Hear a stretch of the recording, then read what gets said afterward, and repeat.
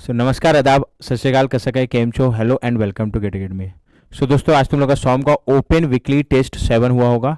अब हम लोग उसका सॉल्यूशन डिस्कस करेंगे, स्ट्रेंथ ऑफ मटेरियल का। ठीक है, तो बहुत अच्छे अच्छे क्वेश्चन आए थे, डिफ्लेक्शन ऑफ बीम के, थ्योरी ऑफ कॉलम के, कंबाइन लोडिंग के, इम्पैक्ट लोड के। ठीक है, तो बहुत अच्छे अच्छे क्वेश्चन थे, देखते जाओ, बहुत सारे कॉन्सेप्ट तुम लोग के क्लियर होंगे इन टॉपिक्स के। ठीक है, एक एक करके हम लोग डिस्कस करते हैं। जो फर्स्ट क्वेश्चन था वो क्या बोल रहा है, in the bar shown in figure displacement of point A is 2 mm if the weight W is applied gradually in the bar। अगर इस बार पे ये वेट W ग्रेजुअली लगा है तो इस पॉइंट A का जो डिस्प्लेसमेंट है वो 2 mm है। अब अगर सेम वेट W को हम लोग ड्रॉप करें from a height of 0.5 metre by applying gradually, then the displacement of point A will be. और रेंज में पूछा कि वो 2 mm ही रहेगा कि 2 से 4 mm के बीच होगा कि 4 mm रहेगा कि मोर देन 4 mm होगा। ठीक है, तो यहां पर बस रेंज पूछा है ना, तो थोड़ा सा इंपैक्ट लोड का कॉन्सेप्ट पता होगा तो ये इजीली सॉल्व हो जाएगा। बाकी इसमें एग्जैक्ट वैल्यू भी निकाल सकते हो, बट एग्जैक्ट निकालने की जरूरत ही नहीं पड़ेगी। कैसे, ध्यान देना, जब भी ना इंपैक्ट लोड है, इंपैक्ट लोड मतलब मेरा लोड एक एनर्जी के साथ लग रहा है। जैसे अगर जब भी मैं एच हाइट से गिराऊंगा तो एक एनर्जी के साथ लोड लगेगा, तो उसको हम लोग बोलेंगे इंपैक्ट लोड। तो कभी भी इंपैक्ट लोड लगेगा ना, तो उस केस में कोई भी चीज, जैसे एक्चुअल डेल्टा निकालना है, तो डेल्टा कैसे निकालेंगे, actual delta, delta static into impact factor. Delta static क्या है, जो भी लोड लग रहा है ना उसको पहले मान लो कि वो ग्रेजुअली लग रहा है। जब वो ग्रेजुअली लगेगा तब जो डेल्टा आएगा वो डेल्टा स्टैटिक है, और उसमें इंपैक्ट फैक्टर मल्टीप्लाई कर देंगे तो एक्चुअल डेल्टा आ जाएगा। जैसे ये स्ट्रेस के भी सेम काम कर सकते हो। एक्चुअल स्ट्रेस क्या हो जाएगा, normal stress sigma static into impact factor. Sigma static मतलब जो भी लोड है पहले मान लो ग्रेजुअली लग रहा है और उसमें क्या मल्टीप्लाई कर दो, इंपैक्ट फैक्टर। Clear point.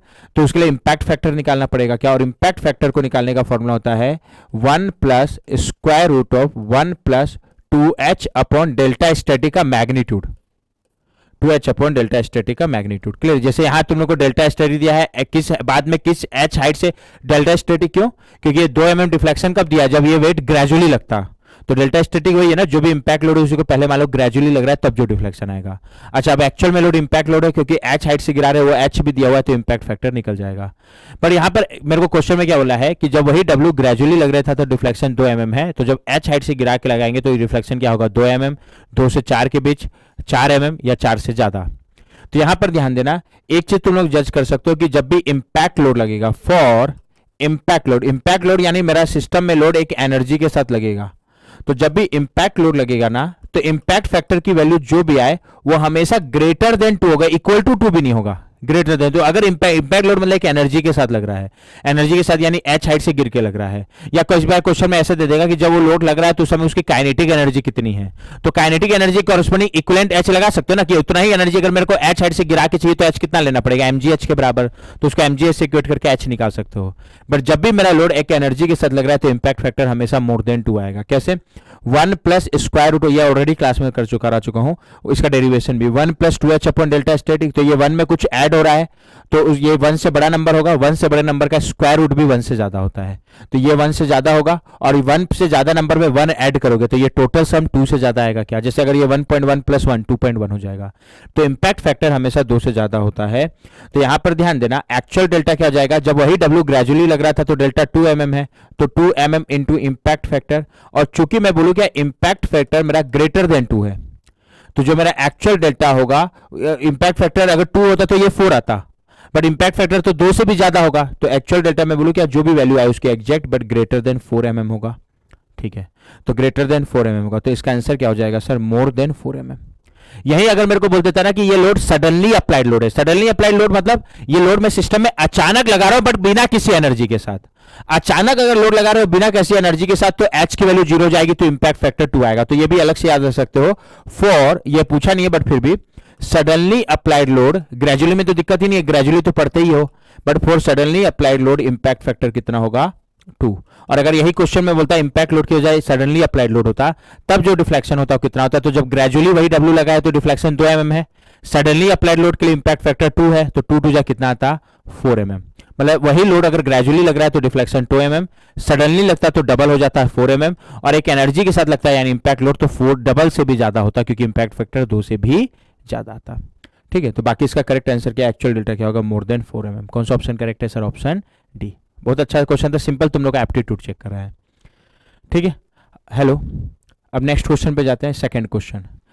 ठीक है, सेकंड क्वेश्चन में क्या दिया है, for the truss shown in figure both the member have a cross section area A and Young modulus E. इस मेंबर का भी एरिया ए है और यंग मॉडुलस ई है। ये मेंबर एक और है ट्रस मेंबर, इस मेंबर का भी एरिया ए है और यंग मॉडुलस ई है, यानी एक्सल रिजिडिटी ए का प्रोडक्ट है। ठीक है, और ट्रस में केवल एक्सल डिफॉर्मेशन आता है क्योंकि हर एक मेंबर पे केवल एक्सल फोर्स आएगा। और कैसा एक्सल फोर्स कैसे निकालते हो तो तुम लोग मैट्रिक्स में पढ़े होगे। अब मेरे को इसमें क्या निकालना है, the vertical displacement of point Q. Point Q का वर्टिकल डिस्प्लेसमेंट निकालना है। तो जब भी इस तरीके का ट्रस का क्वेश्चन आएगा ना, तो चाहे वर्टिकल डिस्प्लेसमेंट निकालना हो या हॉरिजॉन्टल, में वर्टिकल निकाल रहा हूं और तुम लोग का होमवर्क क्या है कि घर में इसका हॉरिजॉन्टल डिफ्लेक्शन भी निकाल के देखना। बट इस टाइप का क्वेश्चन जब भी आएगा तो हम लोग इसको सॉल्व करने के लिए एक थ्योरम है, जो कौन सा थ्योरम यूज करेंगे, कास्टिग्लिआनो थ्योरम। कास्टिग्लिआनो थ्योरम से क्या करते हैं, कास्टिग्लिआनो थ्योरम से मैं पहले डिस्कस कर चुका हूं। एक बार में एक पॉइंट का किसी एक डायरेक्शन का डिफ्लेक्शन निकालते हैं। जैसे अभी मेरे को कहां का डिफ्लेक्शन निकालना है, पॉइंट क्यू का। कौन से डायरेक्शन का, वर्टिकल। तो एक बार में एक पॉइंट का एक डायरेक्शन का डिफ्लेक्शन निकालना है तो कास्टिग्लिआनो से निकल जाएगा। जैसे अभी मेरे को क्या निकालना है, पॉइंट क्यू का वर्टिकल डिफ्लेक्शन, मतलब एक बार में एक पॉइंट का निकालना है क्यू पॉइंट का और कौन से डायरेक्शन का, वर्टिकल। तो कास्टिग्लिआनो से निकल जाएगा। अब कास्टिग्लिआनो से कैसे निकालेंगे, पहले तो निकालने से पहले मेंबर ट्रस मेंबर डिटरमिन होना चाहिए, डिटरमिन स्ट्रक्चर है। अब इसमें जिस पॉइंट का जिस डायरेक्शन का डिफ्लेक्शन निकालना है, मेरे को अभी पॉइंट क्यू पे वर्ड का वर्टिकल डायरेक्शन का डिफ्लेक्शन निकालना है, उस पॉइंट पे उस डायरेक्शन में कंसंट्रेटेड फोर्स आना चाहिए। हाँ सर आ रहा है क्या, जैसे अभी एफ आ रहा है, जो भी अगर उस पॉइंट पे उस डायरेक्शन में कंसंट्रेटेड फोर्स आ रहा है, जैसे पॉइंट क्यू पे वर्टिकल डायरेक्शन में ही आना चाहिए, बाकी को एजीटीज रहने दोगे, बस फोकस करो पॉइंट क्यू के वर्टिकल डायरेक्शन के फोर्स को। तो पॉइंट क्यू पे वर्टिकल डायरेक्शन में कंसंट्रेटेड फोर्स आना चाहिए, आ रहा है एफ। जो भी आ रहा है उसको एक बार के लिए पीएन मान लो।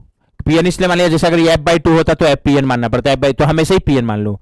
तो पॉइंट क्यू पे वर्टिकल डायरेक्शन में, वो पॉइंट क्यू के हॉरिजॉन्टल से भी मतलब नहीं, खाली वर्टिकल डायरेक्शन, वर्टिकल डायरेक्शन में एक कंसंट्रेटेड पॉइंट लोड आना चाहिए। जो भी आ रहा है, जैसे भी आ रहा है एफ, उसको पीएन मान लो। अगर नहीं आता तो अपने मन से लगा देते वर्टिकल लोड और उसको पीएन मान लेते और लास्ट में पीएन की वैल्यू 0 पुट कर देते। जैसे अभी पीएन की एक्चुअल वैल्यू एफ है लास्ट के लिए, वैसे अगर नहीं आता पॉइंट क्यू पे वर्टिकल डायरेक्शन लोड तो अपने मन से पीएन लगा देते, लास्ट में उसकी वैल्यू 0 पुट कर देते। बट अभी तो है, तो लास्ट में पीएन की वैल्यू कितना पुट करेंगे, एफ। बट लास्ट में मतलब कब, मैं वो बताऊंगा। ठीक है, तो जैसे ये पीएन मान लिए, और अगर ये पीएन हो गया, अब ये मेरे लिए एफ नहीं है, लास्ट में उसको एफ पुट करेंगे, ये मेरे लिए क्या है, पीएन। और ये P N as a P N external load में और कहीं नहीं दिखना चाहिए, इसीलिए तो पीएन माने। तो एक्सटर्नल लोड में और कहीं नहीं दिख रहा है, तो पॉइंट क्यू का वर्टिकल डिफ्लेक्शन क्या होगा sir, del you by del PN. Point Q का vertical deflection del you by del PN. अब हर एक मेंबर के लिए del you by del PN निकालो, सबका अलजेब्रिक सम कर दो, और लास्ट में अगर ये पॉजिटिव आता है तो पॉइंट क्यू का वर्टिकल डायरेक्शन डिफ्लेक्शन पीएन के डायरेक्शन में होगा, नेगेटिव आता है तो उसके अपोजिट होगा। ठीक है, अब del you by del PN निकालना है मेरे को, स्ट्रेन एनर्जी का partial differentiation with respect to P N. और स्ट्रेन किसी भी मेंबर के लिए, एक्चुअली लोडेड बार के लिए, स्ट्रेन एनर्जी का partial differentiation with respect to P N निकालने का डायरेक्ट फॉर्मूला याद रख सकते हो। वो फॉर्मूला क्या होता है, del you by del P N. तुम लोगों को पता होगा कि एक्सियल लोड के कारण जो मेरा स्ट्रेन एनर्जी होता है उसका फॉर्मूला होता है इंटीग्रेशन, एक बार के लिए पी को मैं एक्सियल लोड मानूं तो पी स्क्वायर डीएक्स अपॉन 2ए। ठीक है, इसको अगर मेरे को डिफरेंशिएट करना है पीएन के रिस्पेक्ट में, पीएन पार्शियल डिफरेंशियल मतलब पीएन के अलावा बाकी सारा कांस्टेंट, और पीएन अगर आना है तो एक्सेल फोर्स में ही आएगा ना, एरिया और ई को क्या करना पीएन से। ठीक है, तो हम लोग क्या करेंगे, पी स्क्वायर का डिफरेंशिएशन करो पीएन के, पहले पी के रिस्पेक्ट में, तो 2p होगा, फिर 2p का पीएन के रिस्पेक्ट में करेंगे पार्शियल डिफरेंशिएशन, तो del P by del P N होगा क्या, dx अपॉन 2a। ऊपर का 2 नीचे का 2 निपट जाएगा। तो कभी भी किसी भी एक्सियली लोडेड बार या एक्सेल फोर्स अब भी आ रहा है तो किसी भी मेंबर का del you by del P N निकालने का फॉर्मूला है 2 कट जाएगा, p del P by del P N dx upon a, और उस बार के लिए या उस पोर्शन के लिए इंटीग्रेट कर दोगे, क्लियर है, ये आ जाएगा। इसको ऐसे भी लिख सकते हो, p यहाँ एक्सेल फोर्स को रिप्रेजेंट कर रहा है ना, कहने का मतलब क्या है, तो axial force del axial force del divide by del P N dx upon a। और मैं मेनली जो पीएन मानता हूं ना, इसी पार्ट को निकालने के लिए मानता हूं। जब तक del axial force by del P N नहीं निकाल लिए हो तब तक पीएन की एक्चुअल वैल्यू नहीं पुट कर सकते। हाँ, वो जैसे ही वो निकाल लिए उसके बाद इंटीग्रेट करते समय पीएन ये निकालने के बाद पीएन की एक्चुअल वैल्यू पुट कर सकते हो। जैसे अभी पीएन के अभी के क्वेश्चन में पीएन की एक्चुअल वैल्यू एफ है, तो ये निकालने के बाद पुट कर सकते हो, इससे पहले नहीं। अगर जीरो है तो ये निकालने के बाद जीरो पुट कर सकते हो, उसके पहले नहीं। तो किसी भी एक्चुअली लोडेड बार का del U by del P N निकालने का फॉर्मूला हो गया। ठीक है, तो अभी एक्सेल लोड आ रहा है इसलिए उसके लिए बता दिया। तो क्या आ जाएगा, इसको पीएन मान लिए। अब मैं इसको बार 1 बोल दे रहा हूं, इस बार को बार 2। तो बार 1 के लिए del U by del PN, बार 2 के लिए del U by del PN. उसके लिए मेरे को इंडिविजुअल बार का पहले एक्सेल फोर्स निकालना पड़ेगा, और ट्रस में एक्सेल फोर्स निकालने के लिए इस जॉइंट का एफबीडी बना देता हूं। तो इस जॉइंट का एफबीडी, अभी ये मेरे लिए पीएन है ना, एफ मत लेना, लास्ट में पीएन की वैल्यू एफ पुट करोगे। ठीक है, तो इस जॉइंट का एफबीडी बनाना है तो मैं क्या करता हूँ, बार 1 के एक्सेल फोर्स को P1 बोल देता हूँ, बार 2 के एक्सेल फोर्स को P2 बोल देता हूँ, जैसे ट्रस में तुम लोग निकालते हो। और दोनों बार को एक बार के लिए टेंशन में मान लेता हूँ, अगर कोई कंप्रेशन में होगा तो उसके लिए अपने आप नेगेटिव आ जाएगी। Clear point. तो इस जॉइंट क्यू का एफबीडी बना देंगे, जॉइंट क्यू का एफबीडी बनाएंगे तो कैसा बनेगा, पहले तो जॉइंट क्यू में एक वर्टिकल डाउनवर्ड डायरेक्शन में फोर्स लग रहा है पी एन, वो एफ नहीं है पी एन, और ये मेंबर 1 को यहाँ से तोड़ देंगे, मेंबर 2 को यहाँ से तोड़ देंगे, मेंबर 1 को यहाँ से, मेंबर 2 को यहाँ से। ये एंगल कितना होगा, अपने मन से मत ले लेना, ये लेंथ एल है, ध्यान दोगे तो ये लेंथ भी एल है और ये एंगल 90 है, तो यहाँ से इसको अगर अल्फा बोले तो 10 अल्फा एल अपॉन एल यानी 1 यानी अल्फा, ये एंगल कितना आएगा 45 डिग्री। ठीक है, और अभी कैलकुलेशन के लिए मैं दोनों बार को किस में ले लिया हूँ, टेंशन पे।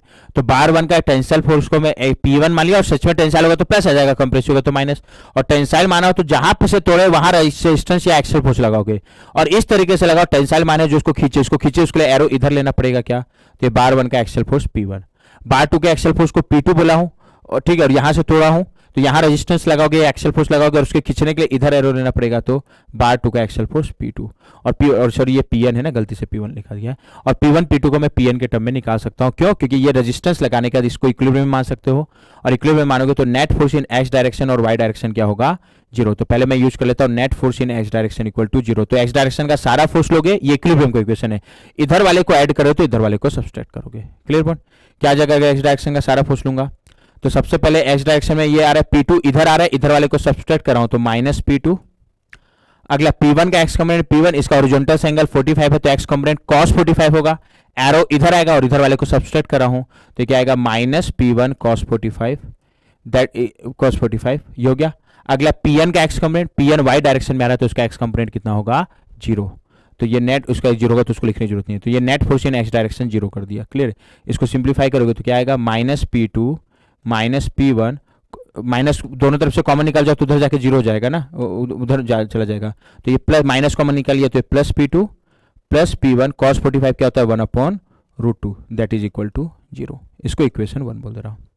अगला इक्वेशन क्या आ जाएगा, net force in y direction भी 0 होगा, तो अगला मैं net force in y direction को 0 कर दे रहा हूँ, net force in y direction 0 करोगे तो क्या आ जाएगा, वाई डायरेक्शन का सारा फोर्स अभी ऊपर वाले को ऐड कर देते हैं तो नीचे वाले को सब्सट्रैक्ट, क्या आएगा P1 का वाई कंपोनेंट हॉरिजॉन्टल एंगल 45 तो वाई कंपोनेंट sin 45 ऊपर आएगा, ऊपर वाले को ऐड कर रहा हूं तो P1 sin 45, या गया P2 एक्स डायरेक्शन में आ रहा है तो उसका वाई कंपोनेंट 0 होगा तो उसको लिखने की जरूरत नहीं है, Pn ऑलरेडी वाई डायरेक्शन में है तो एजिटिज आ जाएगा, और किधर आ रहा है प्लस वाई की माइनस वाई डायरेक्शन में क्योंकि नीचे आ रहा है, तो नीचे वाले को सब्सट्रैक्ट कर रहा हूं तो माइनस Pn इक्वल टू 0।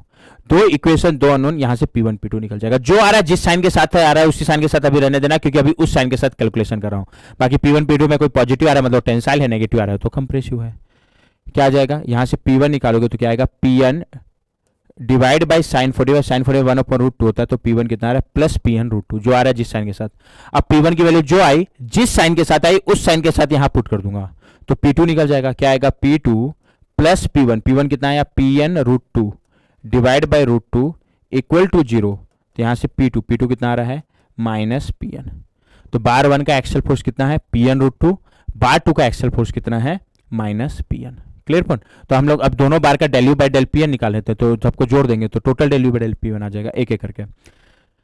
सबसे पहले बार 1 का del you by del Pn, तो क्या होता है फॉर्मूला एक्सेल फोर्स के कारण del you by del Pn निकालने का, integration axial force del axial force divide by del Pn dx upon axial rigidity AE, clear point. तो अगर हम लोग ये देखें कि बार 1 का एक्सेल फोर्स कितना आया है, तो सर बार 1 का एक्सेल फोर्स जिसको हम लोग P1 भी बोले हैं वो कितना आया सर Pn√2, तो बार 1 के लिए अगर मैं ये चीज निकालूं तो बार 1 का एक्सेल फोर्स Pn√2। अब क्या निकालेंगे del axial force by del Pn, और इसी को निकालने के लिए हम लोग Pn मानते हैं, ठीक है। इंटीग्रेट करते समय एक्चुअल वैल्यू पुट कर सकते हो बट उससे पहले नहीं, जब तक ये नहीं निकल जाता।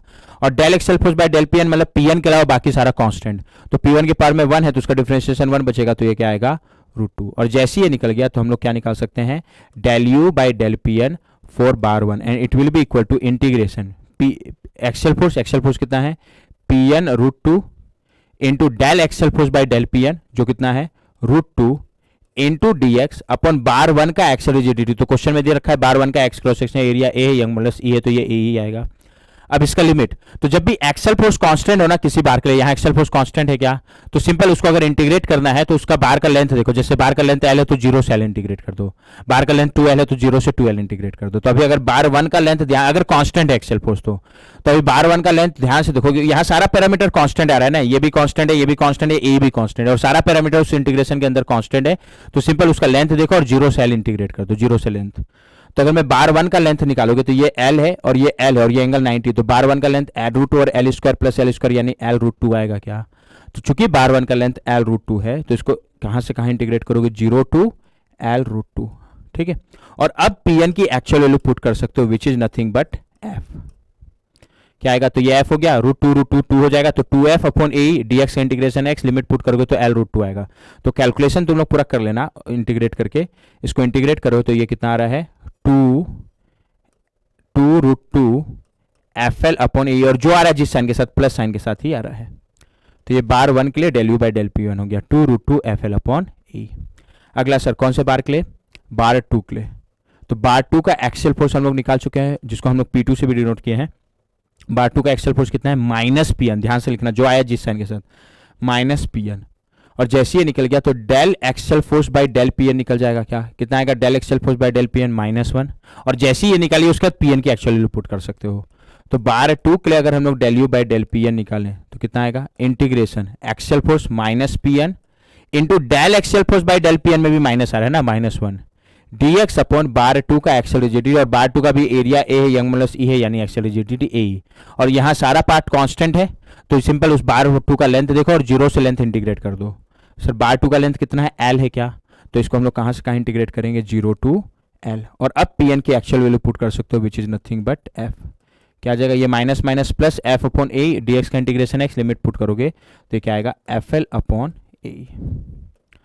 क्लियर, जैसे आ गया और कोई बार है नहीं, तो बार 1 का del u by del Pn, बार 2 का del u by del Pn, और दोनों का अलजेब्रिक सम कर दो, दोनों प्लस आया तो अपने आप ऐड हो जाएगा, तो total del u by del Pn आ जाएगा, और जो total del u by del Pn है वही क्या बताएगा पॉइंट Q का वर्टिकल डिफ्लेक्शन। और कितना आएगा, दोनों को ऐड करोगे तो ये FL अपॉन ए, ये 2√2 FL अपॉन ए, तो FL अपॉन ए कॉमन आ जाएगा तो 1 + 2√2 बचेगा क्या, तो total del u by del P1 कितना होगा 1 + 2√2 ब्रैकेट FL अपॉन ए। तो ये मेरा क्या हो गया, पॉइंट Q का वर्टिकल डिफ्लेक्शन, और ये प्लस आ रहा है तो Pn डाउनवर्ड था, तो मतलब पॉइंट Q का वर्टिकल डिफ्लेक्शन क्या होगा, डाउनवर्ड। कौन सा ऑप्शन से मैच कर रहा है सर, 1 + 2√2 FL अपॉन ए, कौन सा ऑप्शन, ऑप्शन डी। तो इस क्वेश्चन का करेक्ट आंसर क्या है, डी।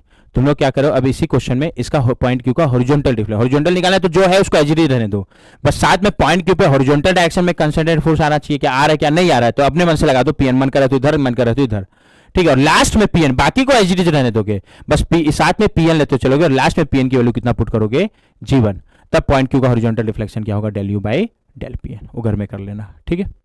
तो ये भी अच्छा क्वेश्चन था, क्वेश्चन नंबर 2, इसका करेक्ट आंसर क्या है, option D. Next question, question number 3 क्या हो रहा है, the flexural rigidity of this beam is EI, cantilever beam है, angle of slope of deflection कर एट पॉइंट ए पूछा है, तो पॉइंट एक और डायरेक्शन के साथ पूछा है, ध्यान देना ना। तो यहां पर इधर ध्यान देना, कभी भी कैंटिलीवर बीम में पूरे में यूडीएल है, पॉइंट ए फ्री एंड है, तो उसके फ्री एंड का स्लोप और डिफ्लेक्शन निकालने का फॉर्मूला हम लोग याद रखे हैं, स्लोप का होता है WL³ अपॉन 6EI, डिफ्लेक्शन का WL² 4 अपॉन 8EI, ये याद रखना है स्टैंडर्ड रिजल्ट। वैसे ये कंसंट्रेटेड फोर्स आ रहा है फ्री एंड पे, कभी भी किसी कैंटिलीवर बीम में फ्री एंड पे कंसंट्रेटेड फोर्स आए तो फ्री एंड का ही डिफ्लेक्शन और स्लोप निकालने का फॉर्मूला पता है, स्लोप का PL²/2EI, डिफ्लेक्शन का PL³/3EI, तो अभी फ्री एंड का ही स्लोप निकालना है तो इसके लिए कौन सा थ्योरम लगा सकते हो, सुपरपोजिशन, मतलब इस यूडीएल के कारण फ्री एंड का स्लोप, इसके कारण फ्री एंड का स्लोप डायरेक्शन के साथ, और एल्जेब्रिक सम, एल्जेब्रिक सम मतलब दोनों क्लॉकवाइज है तो ऐड हो जाएगा, दोनों एंटी क्लॉकवाइज तो ऐड हो जाएगा, एक क्लॉकवाइज है एंटी क्लॉकवाइज है तो सब्सट्रैक्ट हो जाएगा। तो कैसे करोगे, डायग्राम को अलग से बना लेता हूं,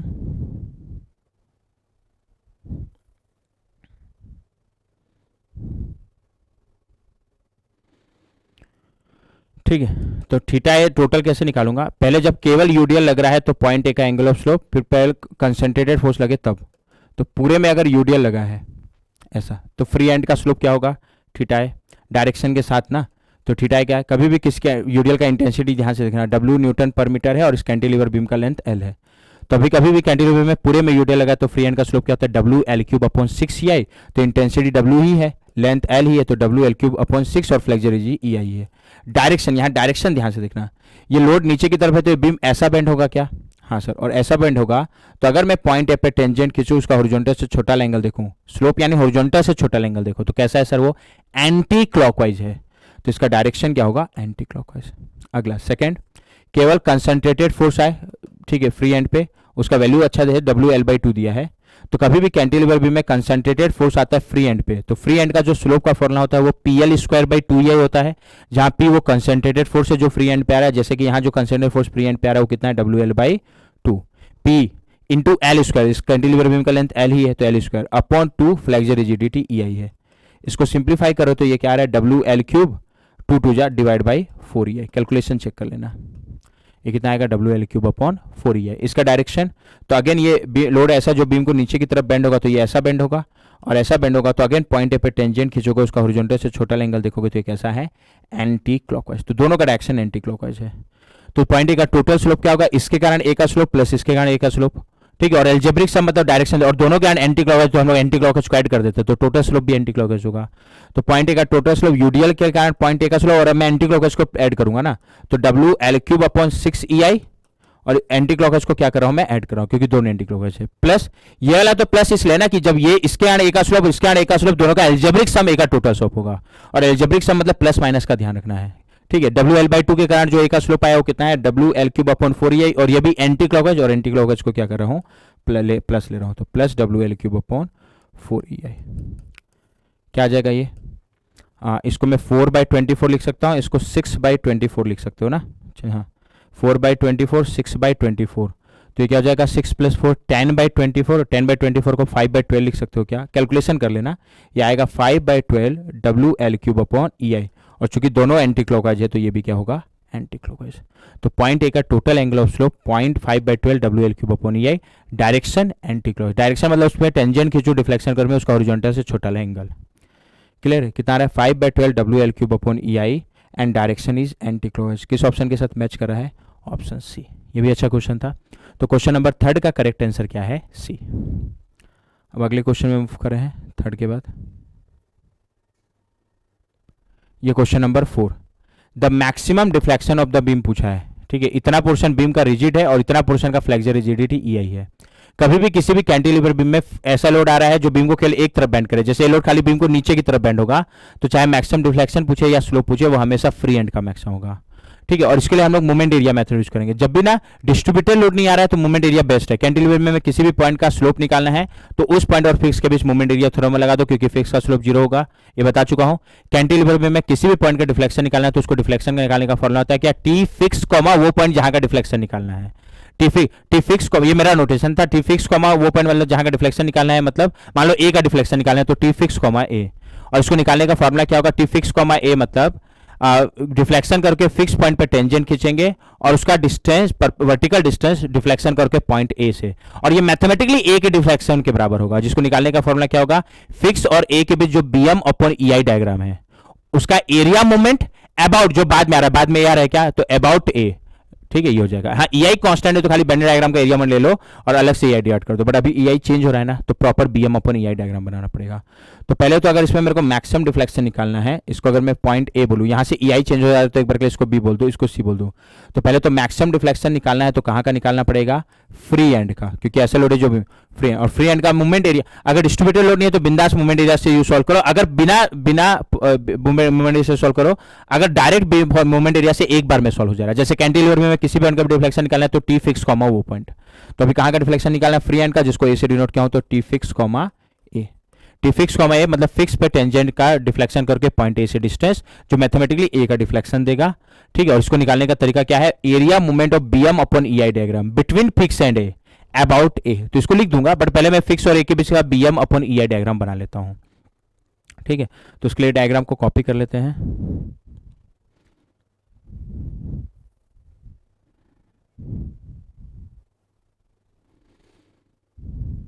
ठीक है, और कोई भी डिस्ट्रीब्यूटेड लोड नहीं है तो डायग्राम हमेशा लाइन से ड्रॉ करोगे, वैल्यू निकालो और लाइन से ज्वाइन करते जाना, बट बेंडिंग डायग्राम से काम नहीं चलेगा, साथ में बेंडिंग अपॉन EI डायग्राम बनाना पड़ेगा।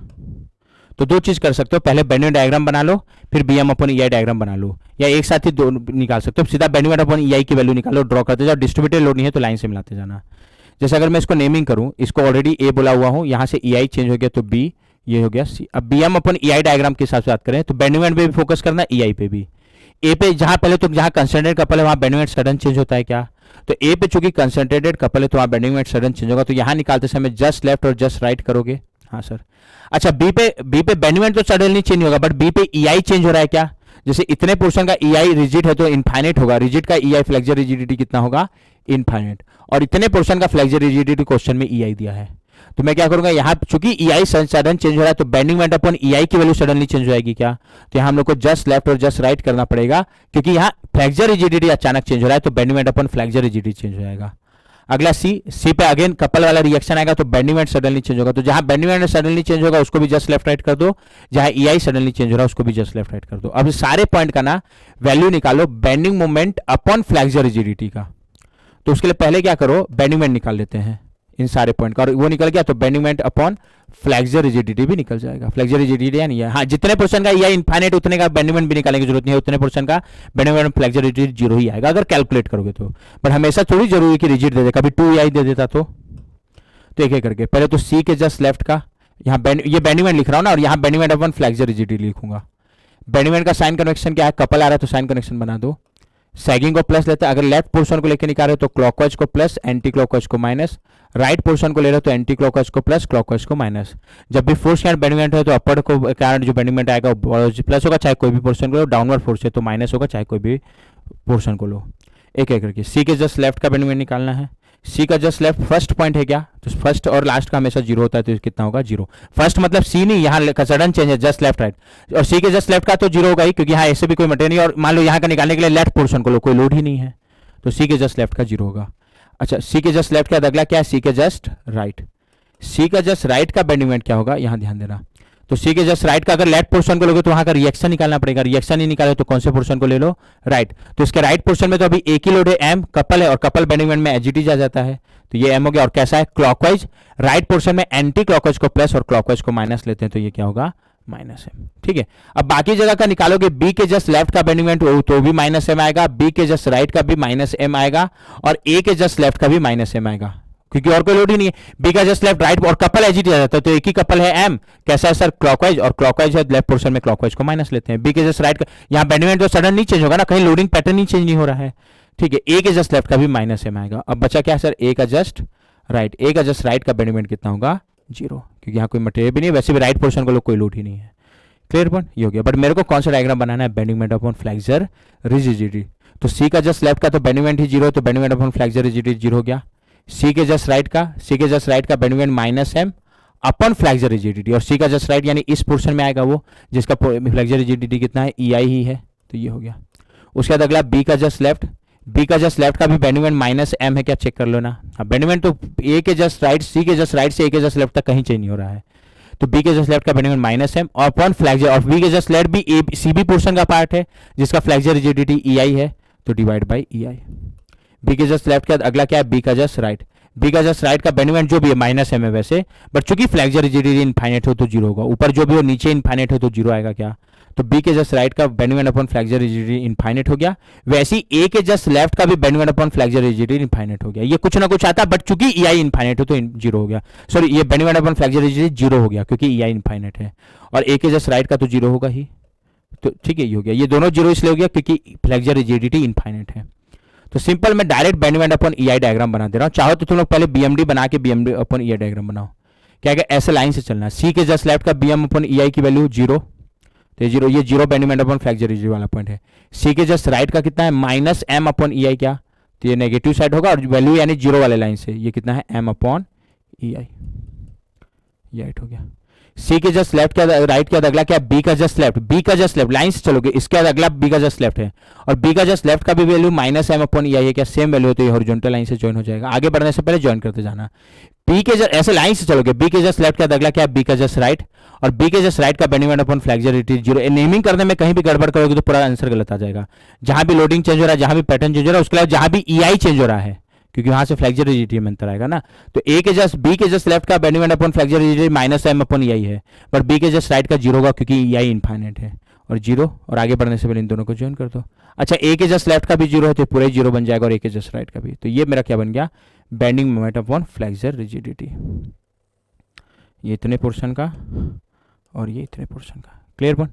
अब मेरे को क्या निकाला, मैक्सिमम डिफ्लेक्शन यानी फ्री एंड का डिफ्लेक्शन, और फ्री एंड का डिफ्लेक्शन क्या होगा सर, चूंकि कैंटिलीवर बीम है तो मोमेंट एरिया थ्योरम 2 से निकाल सकते हो, कहीं का भी डिफ्लेक्शन निकालना है तो टी फिक्स कॉमा वो पॉइंट जहां का निकालना हो, निकालना कहाँ का है एक, और ऐसा लोडिंग है जो बीम को नीचे ही दबा रहा है तो यही मैक्सिमम डिफ्लेक्शन होगा।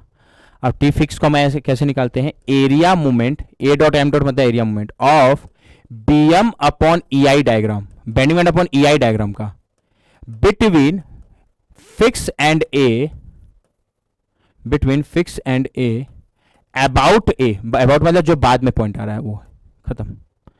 अब B M upon E diagram का एरिया मोमेंट लेना है अबाउट ए, तो B M upon diagram draw कर लिया, और ऐसा पर्सन है जिसका एरिया और सेंटर लोकेट करना आता है, तो एरिया मोमेंट फॉर्मूले से निकाल सकते हैं।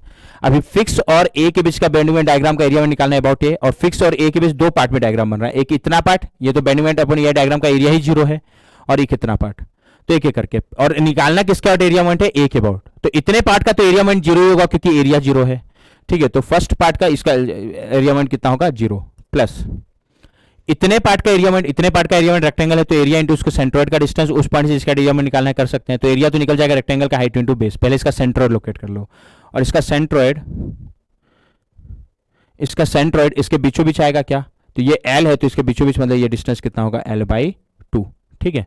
तो इतने का बेंडिंग मोमेंट अपन ई डायग्राम फॉर्मूले से निकल जाएगा, बेंडिंग मोमेंट अपन ई डायग्राम का एरिया इंटू उसके सेंट्रोइड का डिस्टेंस ए से, क्योंकि ए के अबाउट एरिया मोमेंट निकाल रहे हो, तो क्या आएगा, पहले तो इतने का B M upon E diagram का एरिया ही जीरो, तो एरिया मोमेंट जीरो, इतने का क्या होगा सर, पहले एरिया, इतने का एरिया रेक्टेंगल है तो height into base, height M upon E I, और बेस इसका ध्यान देना इस रेक्टेंगल का एल है, तो एम अपॉन ई आई इंटू एल, ये एरिया नेगेटिव साइड है तो माइनस लिखना चाहो तो लिख दो, इंटू ये तो एरिया हुआ, इंटू एरिया मोमेंट यानी इसके सेंट्रोइड का डिस्टेंस उस पॉइंट से इसका एरिया मोमेंट निकालना है, और किसका निकालना है, ए के अबाउट, तो इसका सेंट्रोइड का डिस्टेंस ए से, यानी ये पूरा डिस्टेंस चाहिए क्या, हाँ, जिसमें ये डिस्टेंस एल है और ये डिस्टेंस एल बाई टू है, तो L plus L by two, ये डिस्टेंस कितना आएगा, 3l बाई टू, तो इसके सेंट्रोइड का डिस्टेंस ए से कितना होगा, 3l बाई टू, कितना आ रहा है सर ये, minus 3ml square upon 2a, minus का कोई मतलब नहीं है, वो खाली डायरेक्शन के लिए वैल्यू देखना है, 3ml स्क्वायर अपॉन 2a, और डायरेक्शन वो किधर डिफ्लेक्ट होगा ऑब्जर्वेशन से बताना, तो फ्री एंड का डिफ्लेक्शन और यही मैक्सिमम डिफ्लेक्शन हो गया, कितना आ रहा है, 3ml स्क्वायर अपॉन 2a, कौन सा ऑप्शन से मैच हो रहा है, बी से, और ऑब्जर्वेशन से डायरेक्शन बताओगे तो ए नीचे की तरफ बेंड होगा, ठीक है। तो ये भी अच्छा क्वेश्चन था, क्वेश्चन नंबर 4, ठीक है। अगले क्वेश्चन में मूव कर रहे हैं, ये क्वेश्चन नंबर 5, मेरे को क्या अच्छा, maximum angle of slope of deflection curve in radian is, कभी भी एक तो सिंपली सपोर्टेड बीम में ना पूरे का यही सेम है, और कंसंट्रेटेड फोर्स आ रहा है बीचों बीच नहीं, किसी मान लो लेफ्ट सपोर्ट से डिस्टेंस ए, राइट सपोर्ट से बी है, तो इसका ना सपोर्ट का, पहले तो इस टाइप के क्वेश्चन बता चुका, ये बीम नीचे की तरफ भी बेंड होगा, जब भी सिंपली सपोर्टेड बीम में ऐसा लोड आ रहा है जो केवल नीचे की तरफ बेंड होगा, तो दोनों सपोर्ट का स्लोप निकालो, और दोनों के सपोर्ट के स्लोप में जो ज्यादा हो मैक्सिमम स्लोप होगा क्या, और अगर सिंपली सपोर्टेड में बीच में कहीं, बीचों बीच नहीं बोल रहा हूँ, बट बीच में कहीं कंसंट्रेटेड फोर्स आ रहा है, तो दोनों सपोर्ट का फॉर्मुला मैं याद भी रखने बोला हूँ, और याद है तब तो डायरेक्ट निकल जाएगा और कौन सा मैक्सिमम बता सकते हो, बट वो याद नहीं है तो सिंपली सपोर्टेड बीम में मैं सपोर्ट का स्लोप निकालने के लिए एक मोमेंट एरिया से भी निकाल सकते हो क्या, उसके लिए मैं क्या आता था, मोमेंट एरिया थ्योरम 2 यूज करो, जैसे अगर मैं लेफ्ट सपोर्ट को सपोर्ट 1 बोलूं, राइट सपोर्ट को सपोर्ट 2 बोलूं, तो लेफ्ट सपोर्ट का स्लोप निकालना है तो उसको निकालने का फॉर्मुला क्या है, टी S1, S2 अपन दोनों सपोर्ट के बीच का डिस्टेंस, जहां टी S1, S2 कहने का मतलब क्या है, S1 पे टेंजेंट खींचोगे और उसका डिफ्लेक्शन करके पॉइंट S2 से डिस्टेंस लोगे, और टी S1, S2 निकालने का तरीका क्या होगा, S1 S2 के बीच जो भी BM डायग्राम बन रहा है या BM अपन EI डायग्राम, उसका एरिया मूवमेंट अबाउट S2, ठीक है। वैसे सपोर्ट 2 का स्लोप निकालना है तो 2S2, S1 अपन दोनों सपोर्ट के बीच का डिस्टेंस, तो मान लो अगर तुम लोग को फॉर्मुला याद नहीं है, मैं भी फॉर्मुला भी लिखवा दूंगा लास्ट में, तो तुम लोग मोमेंट एरिया थ्योरम 2 यूज करोगे, बट मोमेंट एरिया थ्योरम 2 से क्या सर हम लोग दोनों सपोर्ट का स्लोप निकालने क्या, और दोनों में जो ज्यादा होगा, कि ऑब्जर्वेशन से बता सकते हो कि किस सपोर्ट का स्लोप ज्यादा होगा, यहां तुम लोग ऑब्जर्वेशन से बता सकते हो कि दोनों सपोर्ट में भी किस सपोर्ट का स्लोप ज्यादा होगा, कैसे, जैसे अगर इसको एक बार के लिए ए बोलूं, जहां भी पैटर्न चेंज हो रहा है उसको नया नाम बोल दो, इसको बी और उसको सी, और लेफ्ट सपोर्ट को मैं S1 बोल देता हूं ए को ही, और राइट सपोर्ट को S2 बोल दिया हूं, क्योंकि मैं फॉर्मुला ऐसे याद रखा हूं।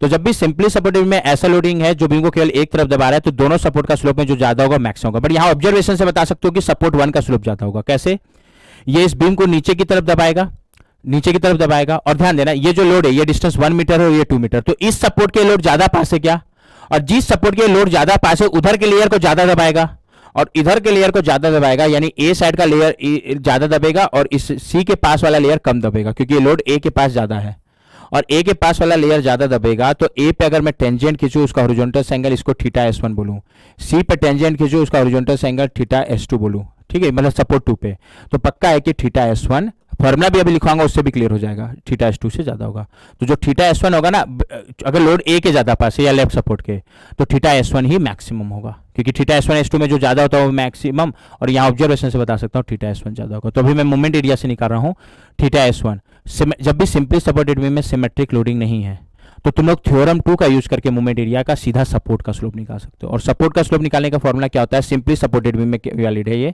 थीटा S1 इक्वल टू, अगर थ्योरम 2 से निकाल रहे हो ये होता है, अगर सपोर्ट 1 का स्लोप निकालना है तो लिखो TS1, S2, मतलब S1 में टेंजेंट और S1 के टेंजेंट से डिफ्लेक्शन करके पॉइंट S का, S1 के टेंजेंट का डिफ्लेक्शन करके पॉइंट S2 से डिस्टेंस, और ड्रॉ करके भी दिखाने की जरूरत नहीं है। ये कैसे निकालोगे, कभी भी टी ए कॉमा बी निकालने का फॉर्मूला क्या है, ए और बी के बीच जो bending moment upon EI diagram है उसका एरिया मोमेंट अबाउट बी जो बाद में आ रहा है। हाँ, ईआई कांस्टेंट है तो बस बीएम डायग्राम का एरिया मोमेंट ले लेंगे, ईआई अलग से डिवाइड कर देंगे, यानी ये S1 और S2 की, जैसा भी ईआई कांस्टेंट है तो अलग से डिवाइड कर दूंगा, और ये S1 और S2 के बीएम अपन बीएम डायग्राम का एरिया मोमेंट अबाउट S2, और चूंकि ईआई कांस्टेंट है तो उससे अलग से डिवाइड कर दो, अपॉन दोनों सपोर्ट के बीच का लेंथ। अभी जैसे सब एसआई यूनिट पे ले रहा हूँ, कैलकुलेशन हमेशा एसआई यूनिट पे करना है जब भी कोई मेथड सॉल्व करे हो। तो दोनों सपोर्ट के बीच का डिस्टेंस 3 मीटर है क्या, तो डिवाइड बाई 3। बट इसके लिए TS1 S2 अलग से निकालना पड़ेगा, और उसके लिए इस पूरे बीम का बेंडिंग मोमेंट डायग्राम बनाना पड़ेगा। जब भी डिस्ट्रीब्यूटेड लोड नहीं है तो मैं बोल चुका हूँ ये सारा चीज बेंडिंग डायग्राम बना के करा करो, और डिस्ट्रीब्यूटेड लोड है तो इंटीग्रेट करके करो, इंटीग्रेट करने में दिक्कत है तो कोई दूसरा मेथड यूज करो, ठीक है। बट डिस्ट्रीब्यूटेड लोड, इसका बेंडिंग डायग्राम मैं नहीं बनवा रहा हूँ डिटेल में, खुद से बना सकते हो। इसका जैसे यहाँ का रिएक्शन निकालोगे ना तो यहाँ अपवर्ड रिएक्शन आएगा। सिंपली सपोर्ट में अगर बीच में एक फोर्स है तो दोनों सपोर्ट का रिएक्शन निकालने का शॉर्ट तरीका बता चुका हूँ। पहले तो यूनिट का ध्यान देना, फोर्स को न्यूटन में, डायमेंशन को मीटर में पहले ही कर लेना, तो इसको न्यूटन में कन्वर्ट कर लेना, वो मत भूल जाना, 15,000 न्यूटन। तो यहाँ का रिएक्शन कितना आएगा निकालोगे ना, तो इधर का रिएक्शन पहले तो लोड नीचे तो ऊपर होगा, और रिएक्शन कैसे निकालते हैं, 15,000 जिस सपोर्ट का रिएक्शन निकाल रहा हूँ उसके अपोजिट सपोर्ट का लोड से डिस्टेंस 2 अपॉन दोनों सपोर्ट के बीच का गैप 3। इसको सिंप्लीफाई करोगे तो कितना न्यूटन आएगा, 10,000 न्यूटन। इधर का रिएक्शन निकालोगे, निकाल के देख लेना, सेम 15,000 अपोजिट सपोर्ट का डिस्टेंस 1 अपन दोनों सपोर्ट के बीच का गैप 3, तो ये आएगा 5,000 न्यूटन। इसका बेंडिंग डायग्राम बनाओगे तो ए का बेंडिंग निकाल, ए बी सी जहां पैटर्न चीज है उसको नेम लेकर दिया, ए बी सी में कहीं भी कपल नहीं आ रहा है तो हर जगह एक ही बेंडिंग की वैल्यू होगी, और कोई भी डिस्ट्रीब्यूटेड लोड नहीं है तो डायग्राम हमेशा स्ट्रेट लाइन बनेगा। तो ए का बेंडिंग 0, बी का बेंडिंग निकालोगे लेफ्ट पोर्शन को लेके तो 10,000 इंटू 1, और फोर्स ऊपर है तो बेंडिंग पॉजिटिव, तो 10,000 इंटू 1 प्लस 10,000 आएगा न्यूटन मीटर। राइट पोर्शन को भी लेके निकालोगे तो उतना ही आएगा, 5,000 इंटू 2 यानी प्लस 10,000। तो बी का बेंडिंग निकालोगे तो बी का बेंडिंग कितना आएगा, प्लस 10,000, और कोई भी डिस्ट्रीब्यूटेड लोड नहीं है तो इनको किससे ज्वाइन करोगे, स्ट्रेट लाइन। और ये हाइट कितना है, प्लस, यहां लिख दे रहा हूं, plus 10,000 newton metre, use only SI unit. C का बेंडिंग निकालोगे तो 0 आएगा, और कोई भी डिस्ट्रीब्यूटेड लोड नहीं है तो स्ट्रेट लाइन। ये आ गया क्लियर पॉइंट, ये हो गया। अब मेरे को क्या निकालना है, TS1, S2। तो TS1, S2 क्या होगा, एरिया, EI कांस्टेंट है तो अलग से डिवाइड कर दूंगा, एरिया मोमेंट ऑफ BMD, और use only SI unit, between S1 and S2 about, जो बाद में आ रहा है, बाद में क्या पॉइंट है, S2, डिवाइड बाय, बस ये डिवाइड बाय, चूंकि BMD का एरिया मोमेंट हो ना तो EI को अलग से डिवाइड कर दोगे। अब area moment of BMD between S1 and S2, तो क्या होगा, उस S1 S2 की जो BMD उसको सेडेड कर दो, अगर उसका एरिया डायरेक्ट निकाल पा रहे हो, उसका सेंटर लोकेट कर रहे हो तो एक साथ निकल जाएगा। जैसे अभी S1 और S2 के बीच जो BMD बन रहा है ये है, तो ये पूरे का, और इसका पूरे का एरिया मोमेंट अबाउट S2, तो इसका एरिया निकालना आता है। इस ट्रायंगल का बेस ये है और हाइट ये है, तो एरिया निकल जाएगा half into base into height से। दूसरा क्या, इस पूरे ट्रायंगल का सेंट्रॉइड लोकेट करना आता है क्या, मतलब सेंट्रॉइड ऐसा कि उसका हॉरिजॉन्टल डिस्टेंस पता कर पाओ, तो ये भी आता है, मैं बता चुका हूं। जब भी इस टाइप का ट्रायंगल दिखे ना, ठीक है, यहां बना दे रहा हूं, जब भी इस टाइप का ट्रायंगल दिखे, ये इसको मैं H बोल दे रहा हूं, इस पूरे पोर्शन के लेंथ को L बोल दे रहा हूं, इधर का A, यहां से मतलब हाइट का इस छोर से डिस्टेंस को A, और हाइट का इस छोर से डिस्टेंस को B बोल रहा हूं। तो इसका जो सेंट्रॉइड आएगा ना, लमसम जहां भी लो, इसका हॉरिजॉन्टल डिस्टेंस अगर इस छोर से लिख रहे हो तो होता है ये पूरा बेस कितना है, L, प्लस जहां से हाइट परपेंडिकुलर खींचे उसका इस छोर से डिस्टेंस A है ना, तो ये होता है L। इस दिमाग में इमेज को रखना है, L प्लस A/3। वैसे ही सेंट्रॉइड का इधर से आप खुद रिलेट कर सकते हो, डिस्टेंस कितना होगा, L प्लस B/3 होगा क्या, ये डायरेक्ट ध्यान रखना, ठीक है। तो इस पूरे का मेरे को एरिया भी निकालना आता है और सेंट्रॉइड भी लोकेट करना आता है। सेंट्रॉइड का अगर मैं डिस्टेंस इधर के छोर से लूं तो कितना होगा सर, L मतलब दोनों टोटल लेंथ कितना है सर, ये 3, ये कितना है 2, और ये इधर वाला 1 है, तो इधर से डिस्टेंस कितना होगा 3 प्लस 2 यानी 5 डिवाइड बाई 3, और 5 डिवाइड बाई 3 करोगे तो ये कितना आएगा 1.667, 1.667 2 से थोड़ा छोटा है ना, तो कहीं इधर आएगा। और सेंट्रॉइड का डिस्टेंस ये कितना होगा, L यानी 3 प्लस B मतलब ये डिस्टेंस डिवाइड बाई 3, और ये कितना आ रहा है 5/3। पॉइंट भी लिखना चाहो तो पॉइंट भी लिख दो। इधर से डिस्टेंस निकालते तो ये डिस्टेंस क्या होता, L plus A divide by 3। L कितना है 3 प्लस A मतलब ये डिस्टेंस 1, तो 4 डिवाइड बाई 3। यहाँ तक क्लियर है क्या? ये आ गया, तो ये एरिया में निकल जाएगा फॉर्मूले से ही। क्या हो जाएगा? इस S1 S2 के जो BMD है उसका एरिया क्या होगा? Half into base into height, और इस पूरे ट्रायंगल का बेस 3 मीटर है ऐसा यूनिट, और हाइट कितना है? 10,000 न्यूटन मीटर, और पॉजिटिव साइड है, तो एरिया क्या होगा? Half into base 3 into 10,000 into इसका सेंट्रॉइड का डिस्टेंस उस पॉइंट से जिसका एरिया में ले रहे हो, और एरिया में किसके अबाउट ले रहे हो? S2 के अबाउट। तो इसका सेंट्रॉइड का डिस्टेंस S2 से, और इसका सेंट्रॉइड का डिस्टेंस S2 से निकाल चुके हो, कितना है? 5/3। सब ऐसे डिवाइड बाई EI से अलग से डिवाइड कर दोगे। EI मतलब फ्लेक्सर रिजिडिटी, जो 10,000 न्यूटन मीटर स्क्वायर दिया है, और SI यूनिट पे ही दिया है क्या? हाँ सर, SI यूनिट पे दिया है, तो 10,000 न्यूटन मीटर स्क्वायर। ये आ गया क्लियर पॉइंट। कितना आ रहा है ये? 1/2 into 3 into 10,000 into 5 divide by 3 divide by 10,000। It is coming 2.5। ये TS1 S2 आया है, ठीक है। तो मेरा थीटा S1 क्या होगा? TS1 S2 यानी 2.5, सब एसेंट पे यूज करो, divide by 3। So divide by 3, it is coming 0.833 radian. खत्म, क्लियर बन? अच्छा, ये हो गया, और यही मैक्सिमम हो जाएगा। थीटा S2 निकालोगे ना, थीटा S2 का फॉर्मूला TS2 S1 अपॉन दोनों सपोर्ट के बीच का डिस्टेंस होगा, पक्का इससे कम आएगा। बट ये थीटा S1 S2 निकालने का फॉर्मूला भी लिखवा देता हूं। जब भी सिंपली सपोर्टेड बीम में ना, सिंपली सपोर्टेड बीम में अगर बीच में कहीं कंसंट्रेटेड फोर्स आ रहा है, उसका एक सपोर्ट से डिस्टेंस को A बोलूंगा, दूसरे सपोर्ट से बीच का को B बोलोगे, और दोनों सपोर्ट के बीच के गैप को L बोलोगे। तो अगर लेफ्ट सपोर्ट का स्लोप निकाल रहे हो ना थीटा S1, तो उसको निकालने का फॉर्मूला होता है, ये तो कॉमन है, PAB अपॉन 6EIL। ये तो पार्ट दोनों में थीटा कॉमन आएगा, इनटू अगर लेफ्ट सपोर्ट का स्लोप निकाल रहे हो ना, तो अपोजिट सपोर्ट, लेफ्ट का निकाल रहे हो तो अपोजिट सपोर्ट ये है, उसका डिस्टेंस लोड से देखो B है, तो इनटू करोगे L प्लस B। जैसे आप खुद सोचना, अगर मैं थीटा S2 का फॉर्मूला लिखता तो क्या होता? PAB upon 6EIL upon right support का स्लोप लिख रहा हूं क्या? तो राइट सपोर्ट का स्लोप लिख रहा हो तो अपोजिट सपोर्ट ये, उसका डिस्टेंस कितना है? A, तो इंटू L प्लस A। ठीक, और खुद रिलेट कर सकते हो अब इन दोनों फॉर्मूला से कि थीटा S1 ही ज्यादा होगा, क्योंकि ये पार्ट तो कॉमन है, और B बड़ा है क्या ये से, और B बड़ा है तो L प्लस B ज्यादा होगा, और L प्लस B ज्यादा है तो थीटा S1 ज्यादा होगा, और फॉर्मूले में पुट कर लेना, यही आंसर आएगा। कितना आ गया? Maximum slope 0.833 radian. ध्यान देना, रेडियन में पूछा, डिग्री में पूछा तो कन्वर्ट कर लेना, किसी भी दिक्कत। ये भी अच्छा क्वेश्चन था। कौन सा क्वेश्चन नंबर है? क्वेश्चन नंबर 5, ठीक है। अब नेक्स्ट क्वेश्चन में मूव करते हैं। नेक्स्ट है क्वेश्चन नंबर 6। क्या बोल रहा है ये?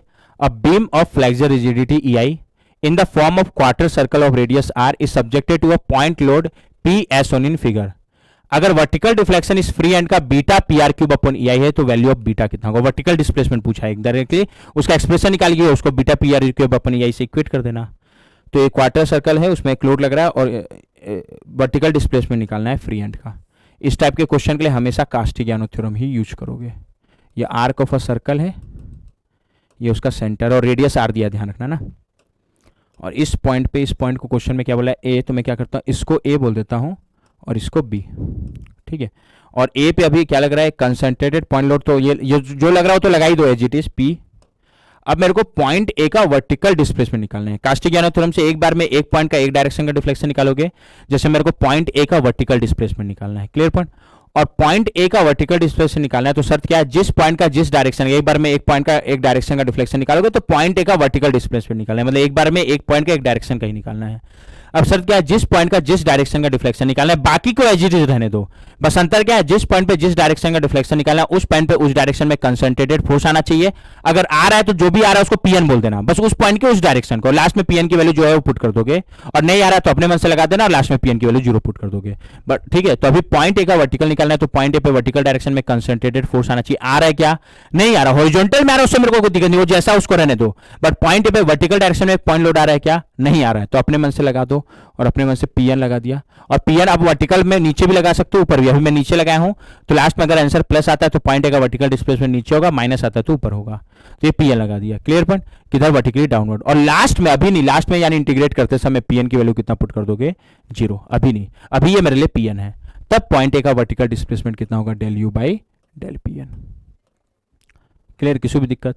अब क्या तरीका आता था सर्कल ऑफ आर्क में? सबसे पहले ना एट एन एंगल थीटा, ये पूरे AB पोर्शन के लिए एक साथ निकल जाएगा, क्योंकि थीटा के साथ वेरी कर रहा है, तो थीटा के टर्म में इक्वेशन निकाल लो।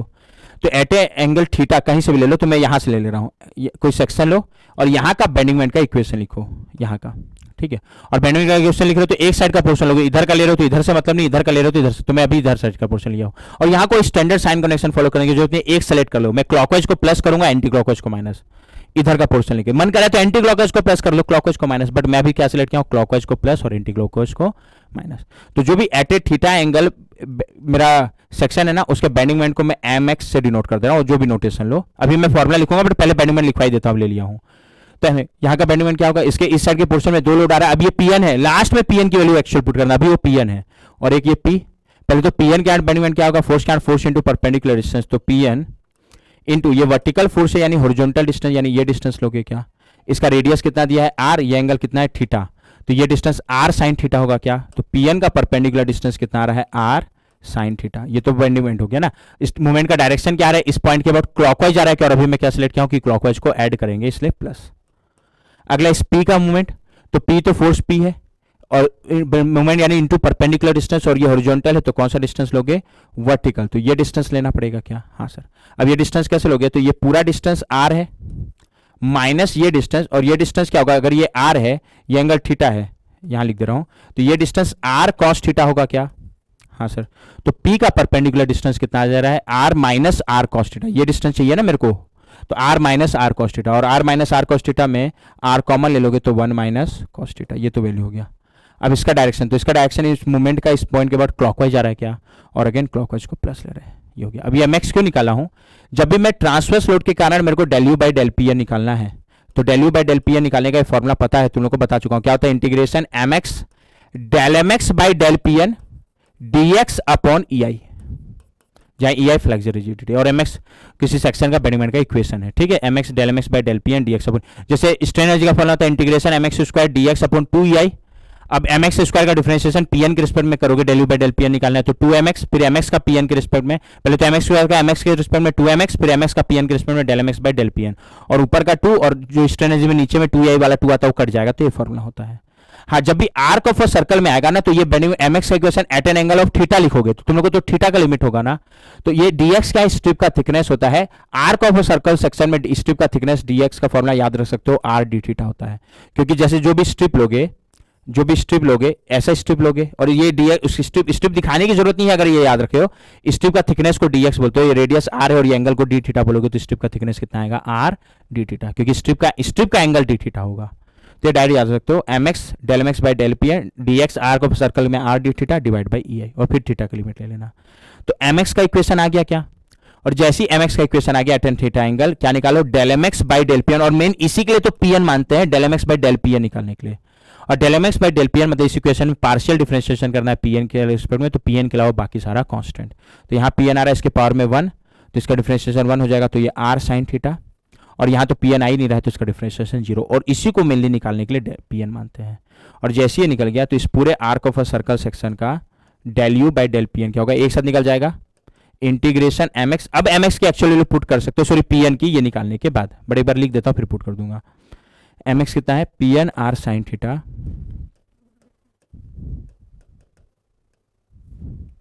Plus P R in bracket 1 minus cos theta into del M x by del P N, del M x by del P N क्या है, इसी के लिए तो पी एन मानते हैं, R sine theta into d x, और d x arc of a circle में क्या होगा, R d theta divide by E I, और थीटा का लिमिट, थीटा यहां से लिया हो तो यहां पर थीटा की वैल्यू 0 और रेडियन पे लेना ना, और यहां तक जाएगा पूरा थीटा, और यहां पर थीटा की वैल्यू कितनी है, पाई बाई 2, तो लिमिट क्या होगा sir, 0 to pi by 2।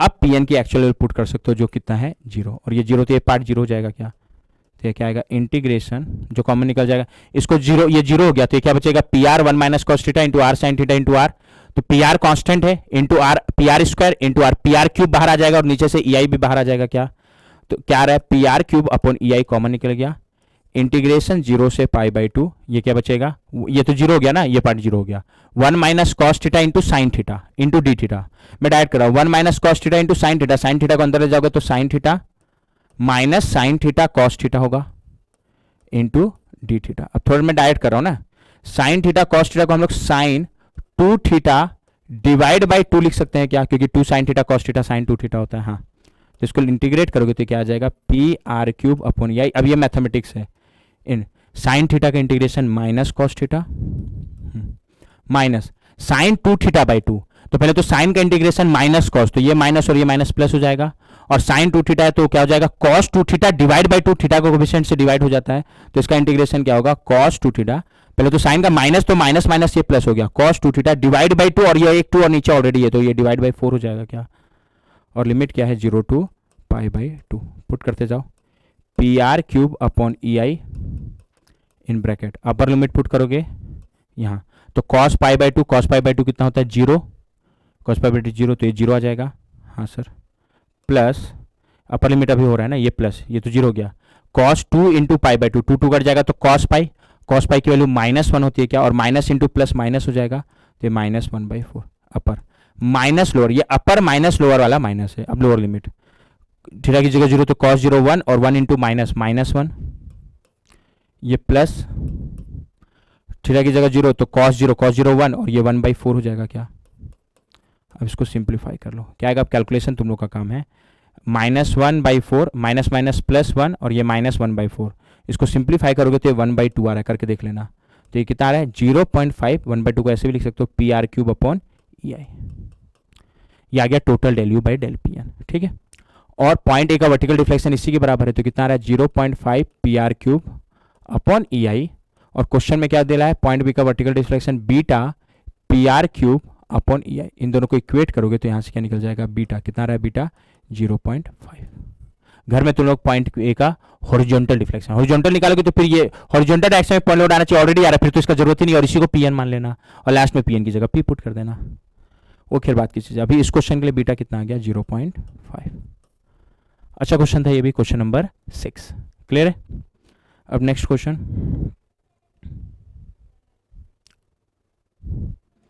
Question number 7, question number 7 पे क्या आ रहा है, maximum value of load P to ensure that none of the truss member should buckle is, तो बकलिंग को ऐड करना है, और बकलिंग क्या होता है उस ट्रस मेंबर में हो सकता है जिसमें एक्सल कंप्रेसिव लोड है, ठीक है, और किसी भी मेंबर का axial compressive load Euler load से कम होना चाहिए क्या, हाँ सर यूलर, तो मैं क्या करूंगा हर मेंबर जो मेंबर कंप्रेशन है उसे लिमिटिंग वैल्यू निकालूंगा, और एक्चुअल वैल्यू उससे कम होना चाहिए ना, तो जो सबसे कम लिमिटिंग वैल्यू आएगी मेरे को एक्चुअल लोड को या तो उतना या उससे कम लेना पड़ेगा, तो हर मेंबर को मैं बकलिंग ना हो उस हिसाब से पी की लिमिटिंग वैल्यू निकालूं, और जो सबसे कम पी की लिमिटिंग वैल्यू आएगी एक्चुअल लोड को या तो उतना या उससे कम लूंगा, ताकि कोई भी मेंबर बकल ना हो, ठीक है, तो उसके लिए पहले तो ध्यान से निकालना एक एक करके, पहले तो ये दो मेंबर है ना, दोनों मेंबर पे कितना एक्सल फोर्स आ रहा है वो निकाल लो, और जो मेंबर कंप्रेशन में होगा उसमें बकलिंग होने का चांस है, जो मेंबर कंप्रेशन टेंशन पे उसमें तो कभी बकलिंग नहीं हो सकता, तो जो मेंबर कंप्रेशन में उसके हिसाब से पहले तो लिमिटिंग वैल्यू निकालो, तो उसके लिए पहले तो दोनों ट्रस का एक्सल कंप्रेसिव फोर्स निकालना, एक्सल फोर्स निकालना पड़ेगा क्या, वो तो कंप्रेसिव आएगा कि टेंशन, वो तो मेरे को पता करेगा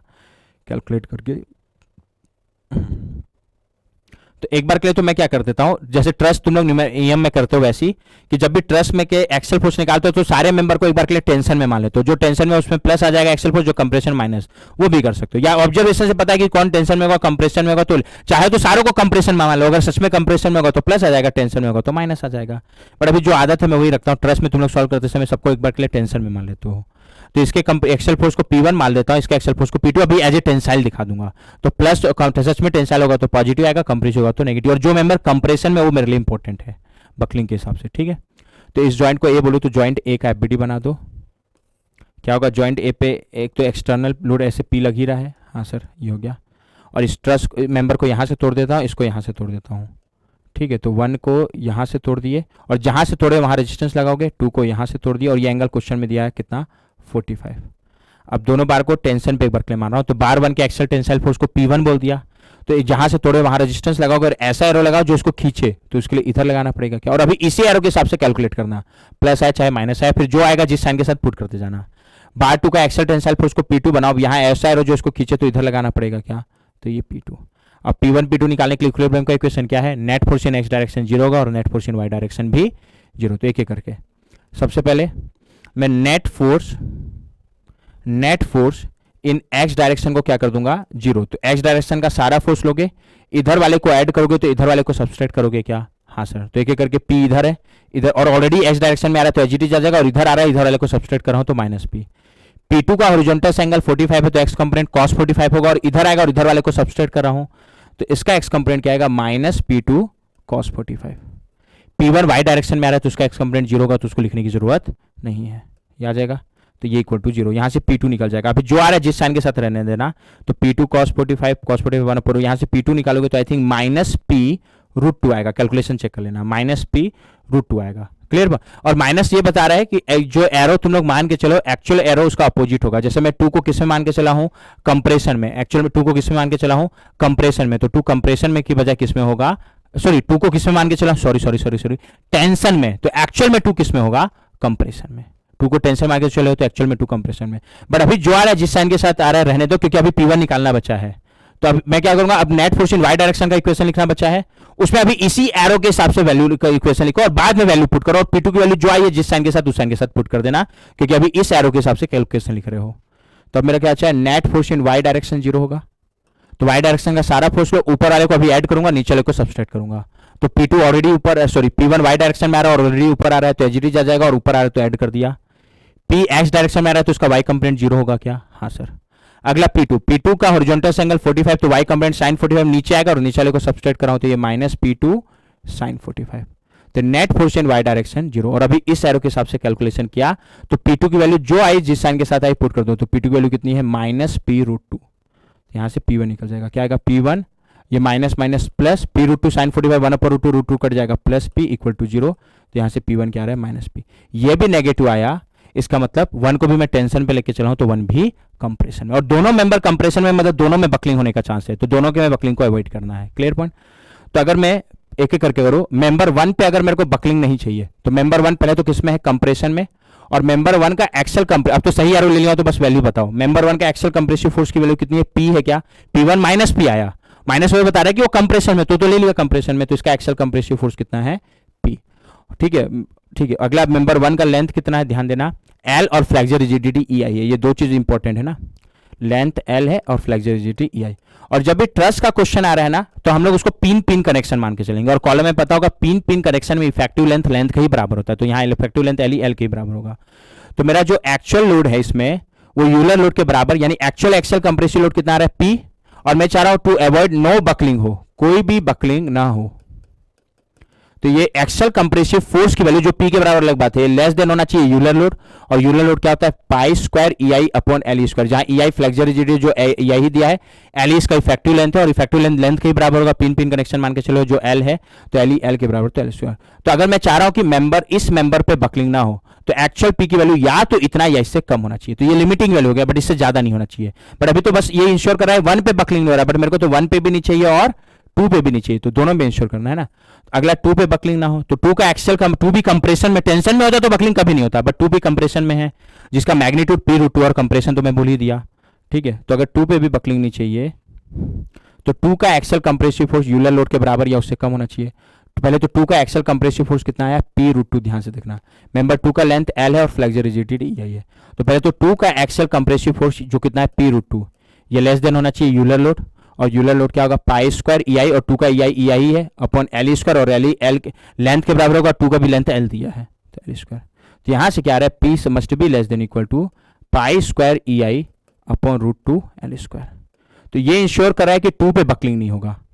ठीक है, ये इंश्योर कर रहा है कि 1 पे बकलिंग होगा, और मेरे को ना तो 1 पे बकलिंग चाहिए ना 2 पे, किसी भी में, और किसी भी मेंबर पे बकलिंग नहीं चाहिए। तो इन दोनों में जो कम आएगा एक्चुअल P को मेरे को उसके बराबर या उससे कम लेना पड़ेगा क्या, और इन दोनों में कम वैल्यू ये है क्या, क्योंकि अगर मैं एक्चुअल P को इतना या इससे कम ले लिया तो ऑटोमेटिकली इससे कम हो जाएगा। तो अगर मेरे को चाहिए कि किसी भी मेंबर पे बकलिंग ना हो, तो जो दोनों को सेटिस्फाई करे, और दोनों को सेटिस्फाई वो करेगा जिसमें लिमिटिंग वैल्यू कम आई हो, क्योंकि एक्चुअल P या तो इतना ही उससे कम होना चाहिए, तो इसमें कम आया है क्या, तो किसी भी मेंबर पे बकलिंग ना हो उसके लिए pi square EI upon root 2 L square.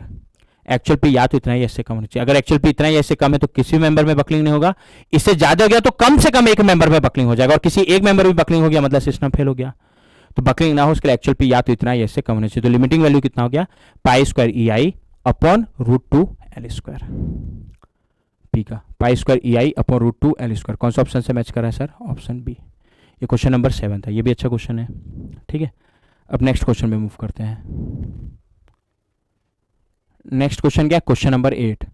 Question में क्या आ रहा है, the figure shows 4 long column with different support condition but the same सब फ्लेक्सिबल, सबका EI सेम है। Let P Q R S are the value of critical buckling load for the respective. इसका critical buckling load को P बोल दिया, इसका Q बोल दिया, इसका R बोल दिया, इसका S बोल दिया। तो मेरे को इसको अरेंज करने बोला है इंक्रीजिंग ऑर्डर में, और बकलिंग लोड, मतलब पी की इंक्रीजिंग ऑर्डर में। ध्यान देना, यूलर लोड का फॉर्मूला क्या होता है, पी यूलर का पाई स्क्वायर ई आई अपॉन एल ई स्क्वायर, और मेरे को इसका इंक्रीजिंग ऑर्डर पूछा। अभी चारों का ई आई सेम दिया है क्या, जब ई आई सेम है तो पी यूलर क्या हो गया, मैं बोलूं क्या इनवर्सली प्रोपोर्शनल हो गया एल ई स्क्वायर के, यानी जिस कॉलम का एली ज्यादा आएगा उस कॉलम का यूलर लोड कम आएगा, और जिसका एली कम है उसका यूलर लोड ज्यादा आएगा। तो मेरे को increasing order of P Euler पूछा है, मतलब मेरे को डिक्रीजिंग ऑर्डर ऑफ एली देखना है क्या, तो ऐसे भी कर सकते हो, सबका एली निकालो जिसमें डिक्रीजिंग ऑर्डर ऑफ एली देख लो, या ठीक है ये भी कर सकते हो, या पी यूलर ही हर मेंबर का निकालते जाओ। बट मेरे को ये पता है कि पी यूलर एली स्क्वायर के इनवर्सली प्रोपोर्शनल होगा अगर सबका ई आई सेम है, यानी अगर मेरा पी यूलर ज्यादा कम होगा जब एली क्या हो, कम हो। और मेरे को क्या पूछा है, इंक्रीजिंग ऑर्डर पूछा है ना, मतलब सबसे कम पी यूलर वाले को पहले लिखना है, सबसे ज्यादा पी यूलर वाले को बाद में लिखना है। और पी यूलर कम से ज्यादा कब, पी यूलर कब बढ़ेगा, जब एली क्या हो, कम हो। तो मेरे को क्या करना है, increasing order of P Euler बताना है। अगर ई आई सेम है मतलब इनडायरेक्टली मेरे को डिक्रीजिंग ऑर्डर ऑफ एली बताना है क्या, ये भी कर सकते हो। तो हर केस का एली निकालो, जिसका एली सबसे कम आएगा उसको बाद में लिखोगे, जिसका एली ज्यादा आएगा उसको पहले लिखोगे, क्योंकि डिक्रीजिंग ऑर्डर ऑफ एली बताना है। Decreasing order of L E means increasing order of P Euler, या सबका पी यूलर का एक्सप्रेशन निकाल लो, अपने आप दिख जाएगा। अब एक एक करके, तो सबसे पहले फर्स्ट केस का एक एक केस का निकालते जाना, ये इसको अलग से कॉपी कर लेता हूं।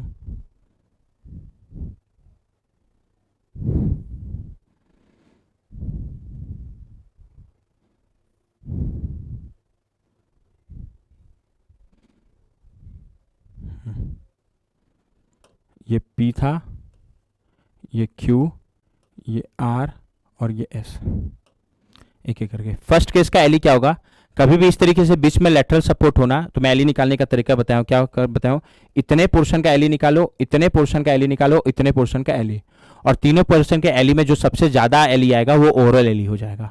ठीक है, जैसे इतने पोर्शन का एली को एली 1 बोलो, वो कैसे निकलेगा, इस यहाँ ये पिन कनेक्शन है, ये भी पिन कनेक्शन है, ठीक है, और पिन कनेक्शन में इफेक्टिव लेंथ के बराबर होता है क्या, और इतने पोर्शन का लेंथ L/3 ही है क्या, तो इतने पोर्शन का इफेक्टिव लेंथ L/3 होगा।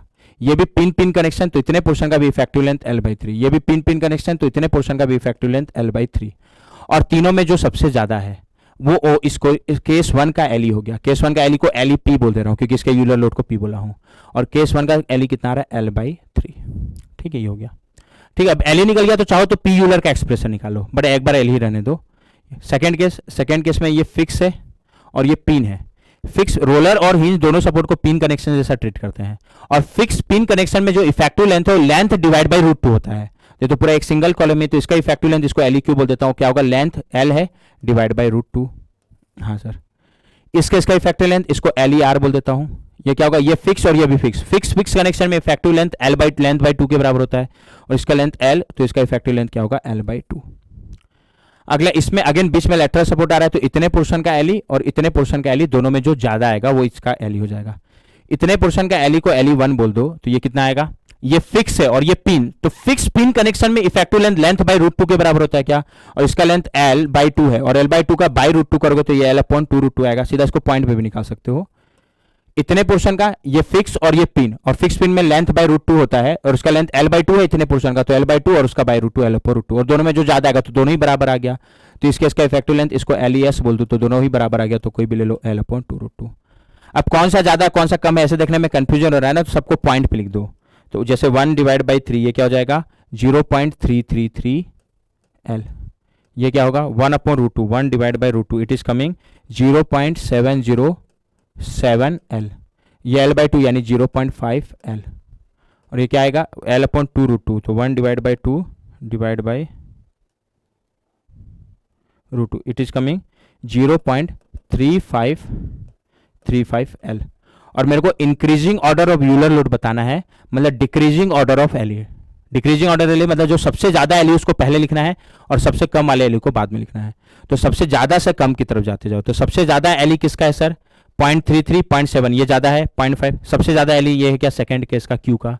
तो चूंकि सबसे ज्यादा एली सेकंड केस क्यू का है, ठीक है, तो एली का, ठीक है, तो सबसे कम यूलर लोड क्यू का होगा, मतलब decreasing order of L E means increasing order of P Euler, तो सबसे कम यूलर लोड क्यू का होगा। ठीक है, उसके बाद अभी तो मैं simple decreasing order of L E पे अरेंज कर दो। इसके बाद अगला नेक्स्ट ग्रेटर वैल्यू एली की कितनी है, 0.5 L है क्या, जो कौन से केस का है, आर का है। फिर नेक्स्ट ग्रेटर वैल्यू एल की 0.353 और 33 से ज्यादा है ना, 0.33 से, तो नेक्स्ट क्या आएगा, एस। और सबसे कम एल की वैल्यू किस केस का है, पी का। तो ये मेरा सीक्वेंस हो गया Q R S P decreasing order of L का, means it is the sequence of increasing order of P Euler. क्या आया, क्यू आर एस पी। और इंक्रीजिंग ऑर्डर ऑफ वही पूछा था, क्यू आर एस पी। कौन सा ऑप्शन मैच कर रहा है, ऑप्शन डी। अच्छा क्वेश्चन थे अभी। तो क्वेश्चन नंबर 8 का करेक्ट आंसर क्या है, ऑप्शन डी। ओके, अब बैठ कर नेक्स्ट क्वेश्चन पे जाएंगे अपन। नेक्स्ट क्वेश्चन क्या है, क्वेश्चन नंबर 9। ये सिंपल प्रॉप्ड कैंटिलीवर बीम का क्वेश्चन है। इसमें क्या हो रहा है, रिएक्शन एट सपोर्ट बी पूछा है। रिएक्शन अपवर्ड होगा या तो ऑब्जर्वेशन से बता सकते हो, क्योंकि ये पी बी को नीचे दबाने की कोशिश करेगा, रोलर वेपर नीचे दबाने से रोक देगा, तो रिएक्शन किधर आएगा, ऊपर। तो डाउनवर्ड वाला तो ऐसे ही काट सकते हो, खैर वो अपने आप भी आ जाएगा, ठीक है। फिर भी रिएक्शन की एग्जैक्ट वैल्यू निकालना है। तो तरीका क्या है, जब भी प्रॉप्ड कैंटिलीवर बीम का क्वेश्चन आए तो यहां पर क्या ना, जो एडिशनल, ये इनडिटरमिनेट है। इनडिटरमिनेट क्यों, क्योंकि यहां पर एक एडिशनल रिएक्शन आएगा क्या, डिटरमिनेंट के अलावा। तो जो एडिशनल रिएक्शन उसको एज ए लोड लगा दो, और एज ए लोड, और यहां एक कॉम्पैक्टिबिलिटी का इक्वेशन लिख दो। ये मेरे को पता है कि बी नीचे नहीं जा सकता, ऊपर भी नहीं जा सकता, तो बी का एक्चुअल डिफ्लेक्शन किधर होगा, 0। तो इसको क्या करोगे ना, एडिशनल रिएक्शन को एज ए लोड लगा दो, मतलब एक कैंटिलीवर बीम जैसा बना दो। यहां पर लोड पी है, अच्छी बात है। ये लेंथ कितना है, एल, ये लेंथ कितना है, एल। और बी के रिएक्शन को एज ए लोड लगा दो, तो ये एज ए लोड लगा दिया। बी का रिएक्शन को आर बोलूंगा, हाँ ये बी को नीचे दबाने की कोशिश करेगा तो रिएक्शन ऊपर आएगा, तो ऊपर ले लिया। मान लो ये एरो गलत भी ले लोगे ना तो अपने आप नेगेटिव आएगा, बट वो गलत क्यों लोगे, तो बी ए का रिएक्शन आर बोल दिया और ऊपर होगा, ठीक है। और इसको एज ए लोड समझो बस, अलग से। अब मैं ऐसा समझा, मेरे को क्वेश्चन में क्या दिया, एक्चुअल में बी पे ये सपोर्ट होता है तो बी ऊपर जा सकता है ना नीचे, तो बी का एक्चुअल में वर्टिकल डिस्प्लेसमेंट कितना होगा, 0। तो एक कैंटिलीवर बीम हो गया जिसमें यहां पर लोड पी लग रहा है, यहां पर लोड आर लग रहा है। और मेरे को इस कैंटिलीवर बीम में पहले से दे दिया कि इस पॉइंट बी का डिफ्लेक्शन, इसको मैं बी बोला हूं, जैसे इसको मैं ए बोल दे रहा हूं, इसको सी बोल दे रहा हूं, ठीक है। तो मेरे को क्वेश्चन में पहले से दे दिया कि इस पॉइंट बी का डिफ्लेक्शन 0 होगा। तो जैसे बी का डिफ्लेक्शन निकालते हो वैसे निकालो, उसको इक्वेट कर दो 0 से। और बी का डिफ्लेक्शन कैसे निकालूंगा, सुपर पी के कारण बी का डिफ्लेक्शन, आर के कारण बी का डिफ्लेक्शन, और उसका एल्जेब्रिक से मतलब दोनों का नीचे जा रहा है तो प्लस, दोनों का ऊपर जा रहा है तो प्लस, एक का नीचे के ऊपर जा रहा है तो माइनस, वो अपने आप यहां माइनस हो जाएगा, ठीक है। और उसको इक्वेट कर देना 0 से। तो एक एक करके पहले सुपरपोजिशन लगाओगे तो पी के कारण बी का डिफ्लेक्शन, फिर आर के कारण बी का डिफ्लेक्शन, फिर सुपरपोजिशन लगा देंगे। बी का एक्चुअल टोटल डिफ्लेक्शन कितना होगा, 0। तो पहले तो पी के कारण बी का डिफ्लेक्शन, सुपरपोजिशन लगा रहे हो तो एक एक आ जाएगा। ये लोड पी, ये लेंथ एल, ये लेंथ एल, और इसके कारण पॉइंट बी यानी फ्री एंड का डिफ्लेक्शन, इसको ए बोला हूं। तो जब भी कैंटिलीवर बीम में बीच में कोई लोड लग रहा है ना और फ्री एंड का डिफ्लेक्शन निकालना है, तो क्या तरीका बताया था इसके लिए, पहले तो फ्री एंड से इस पॉइंट तक अगर कोई लोड नहीं है तो इतने पोर्शन का डिफ्लेक्शन का स्ट्रेट लाइन बनेगा। और स्ट्रेट लाइन बनेगा तो क्या करो, ए का डिफ्लेक्शन और स्लोप निकालो तो बी का इजीली निकल जाएगा। और अभी यहां अभी तो खाली पी के कारण बी का डिफ्लेक्शन निकालना, तो बाकी लोड से मतलब है ही नहीं। तो अभी तो फ्री एंड से ए के बीच कोई लोड नहीं है क्या, तो ए का डिफ्लेक्शन और स्लोप निकल जाएगा, और फ्री एंड से बी ए के बीच का डिफ्लेक्शन का स्ट्रेट लाइन होगा, उससे बी का डिफ्लेक्शन निकल जाएगा। और अगर फ्री एंड से ए तक कोई भी लोड नहीं है तो ए का डिफ्लेक्शन निकालने के लिए क्या कर सकते हो, इस पोर्शन को पूरा एलिमिनेट ही कर दो, ये खाली ए का डिफ्लेक्शन निकालने के लिए। मतलब ए का डिफ्लेक्शन निकालने के लिए अगर फ्री एंड से ए तक, फ्री एंड से ना फिक्स नहीं जाओगे, फ्री एंड से ए तक कोई भी लोड नहीं है तो फ्री एंड से ए तक के पोर्शन को रिमूव कर दो। रिमूव करोगे तो ये डायग्राम बनेगा क्या, और रिमूव करने का जो डायग्राम बना, इससे जो ए का डिफ्लेक्शन और स्लोप आएगा वो इस केस का भी ए का डिफ्लेक्शन और स्लोप होगा। और ए का निकल गया तो बी का निकालने के लिए फ्री एंड से ए तक का डिफ्लेक्शन का स्ट्रेट लाइन बनेगा। और इस केस के लिए अभी इसका ए का डिफ्लेक्शन निकाल रहा हूं, तो इसके लिए तो ए फ्री एंड है क्या। और जब भी कैंटिलीवर में फ्री एंड पे लोड लगे तो फ्री एंड का डिफ्लेक्शन क्या होता है, PL cube by 3i, slope क्या होता है, पीएल स्क्वायर बाई 2i। तो इस ए का डिफ्लेक्शन क्या होगा, पी, और इसका ये लेंथ एल है, तो ए का डिफ्लेक्शन क्या होगा, पीएल क्यूब बाई 3i, और स्लोप क्या होगा, PL square by 2a। But ये ए का डिफ्लेक्शन और स्लोप निकालने के लिए ये कॉन्सेप्ट कि इधर का पोर्शन को रिमूव ही कर दिया तब लगा सकते हो जब फ्री एंड से ए तक कोई भी लोड नहीं है। और जैसे ही ए का डिफ्लेक्शन और स्लोप निकल गया तो बी का निकालने के लिए क्या करोगे, इसका डिफ्लेक्शन कर्व बनाओ, ऐसा बनेगा यहां ए तक तो, और ए के बाद डिफ्लेक्शन कर्व स्ट्रेट लाइन बनेगा। क्यों सर, क्योंकि फ्री एंड से ए तक कोई भी लोड नहीं है। और ये स्ट्रेट लाइन बनेगा, मतलब ये ए का स्लोप को अगर मैं थीटा ए बोलूं तो ये पूरे पोर्शन का स्लोप कांस्टेंट होगा because it is a straight line. और बी का डिफ्लेक्शन कैसे निकालोगे, यहां से हॉरिजॉन्टल लाइन, तो ये मेरा ए का डिफ्लेक्शन है प्लस इतना डिस्टेंस, और ये डिस्टेंस क्या होगा, मैं tan theta A equal to perpendicular, इसको अगर मैं वाई डैश बोलूं तो वाई डैश अपॉन बेस यानी एल लिख सकते हो, तो वाई डैश क्या होगा, एल tan थीटा ए, और स्मॉल डिफॉर्मेशन के लिए मैं tan थीटा ए को थीटा ए लिख सकता हूं क्या, तो क्या होगा एल इंटू थीटा ए। तो पॉइंट बी का टोटल डिस्प्लेसमेंट क्या हो जाएगा, ए का डिस्प्लेसमेंट प्लस वाई डैश कितना है, एल इंटू थीटा है। इस केस के लिए ना जब खाली पी लग रहा है, वाई ए कितना है, P L cube by 3 plus L into theta है।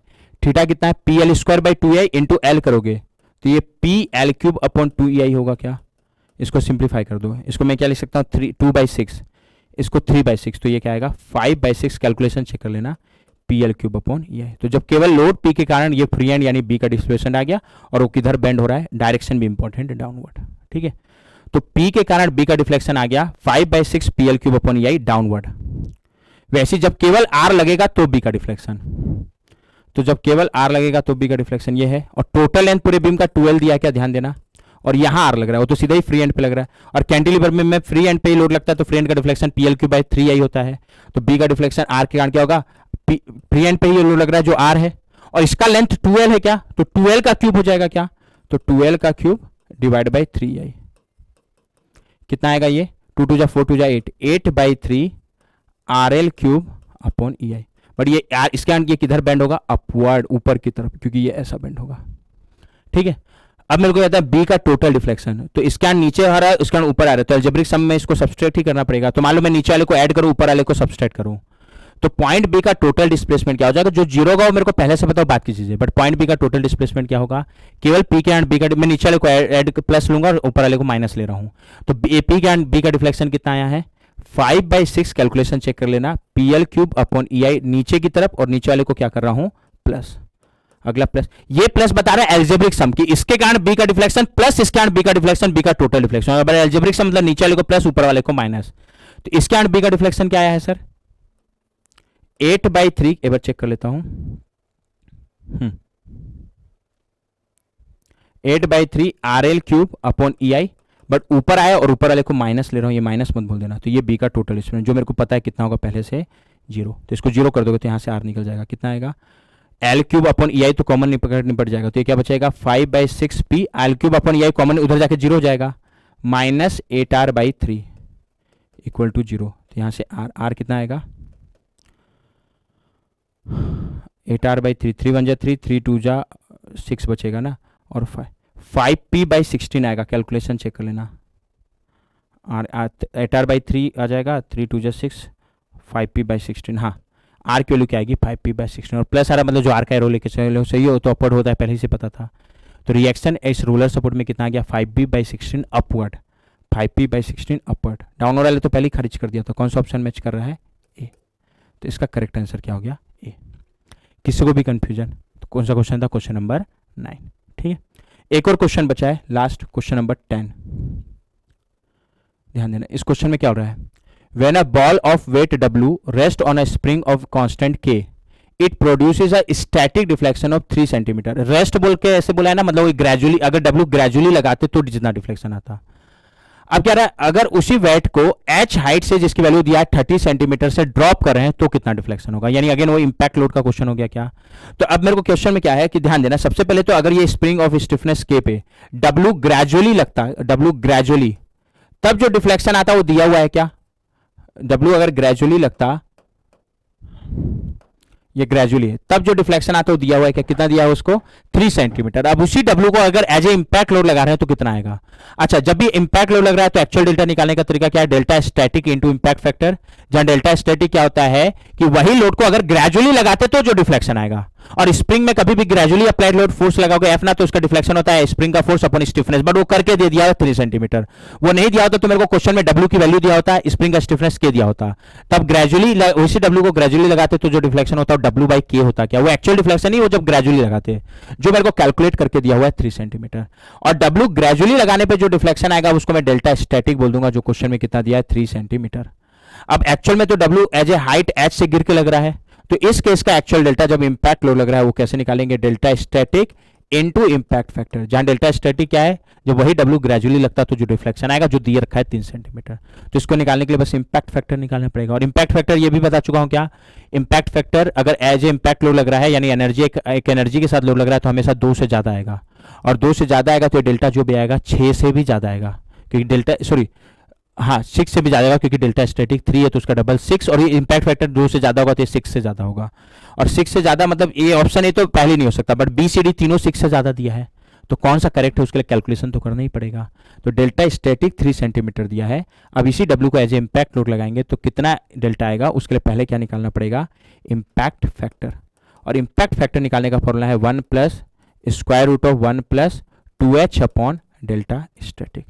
ठीक है, 1 प्लस जहाँ एच क्या है, किस हाइट से गिरा के वो लोड को लगा रहे हैं, ठीक है। या फिर कई बार मेरे को सीधा लोड लगने से पहले एनर्जी दे देगा ना, तो उसको एमजीएस से इक्वेट करके एच निकाल लेना कि उसी लोड को अगर मैं एच हाइट से गिराता तो किस हाइट से गिराता, ताकि उस एनर्जी के साथ लोड लगे, वो वाला हाइट एच है। बट मेरे को क्वेश्चन में दे दिया किस हाइट से गिरा रहे हैं, किस हाइट से गिरा रहे हैं, एच की वैल्यू 30 सेंटीमीटर, इसको सेंटीमीटर में रख रहे हो तो डेल्टा स्टैटिक को भी सेंटीमीटर में लगोगे तो वो कट जाएगा। तो 1 + 2 H 30 centimetre upon delta static, अगर वही डब्ल्यू ग्रेजुअली लगता है तो जो डेल्टा है उसको डेल्टा स्टैटिक बोलते हैं, जो कितना दिया है 3। तो यहाँ से इम्पैक्ट फैक्टर निकल जाएगा, जो भी आएगा 2 से ज़्यादा आएगा तो पक्का है, बट कितना आ रहा है 2h यानी 60 डिवाइड बाई 320 + 1 देन उसका square root then +1, it is coming 5.582। Calculation check कर लेना।